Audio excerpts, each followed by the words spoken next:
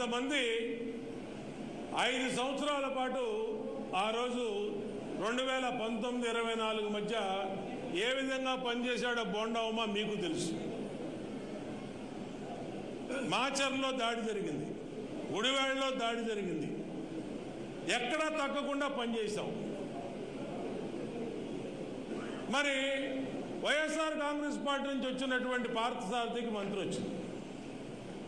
అందరూ ఎక్కడి నుంచి వచ్చారు? వీళ్ళు కొండపల్లి శ్రీనివాస్ ఎక్కడి నుంచి వచ్చాడు, సుభాష్ ఎక్కడి నుంచి వచ్చాడు, సబిత ఎక్కడి నుంచి వచ్చింది, ఇలా 15 మంది పేర్లు చెప్పచ్చు.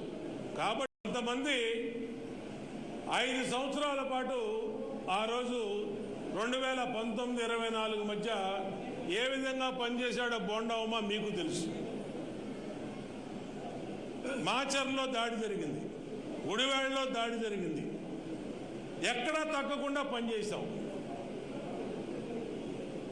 మరి వైఎస్ఆర్ కాంగ్రెస్ పార్టీ నుంచి వచ్చినటువంటి పార్థసారథికి మంత్రి వచ్చింది. అందరూ ఎక్కడి నుంచి వచ్చారు? వీళ్ళు కొండపల్లి శ్రీనివాస్ ఎక్కడి నుంచి వచ్చాడు, సుభాష్ ఎక్కడి నుంచి వచ్చాడు, సబిత ఎక్కడి నుంచి వచ్చింది, ఇలా 15 మంది పేర్లు చెప్పచ్చు. కాబట్టి అర్థమయ్యేటట్టు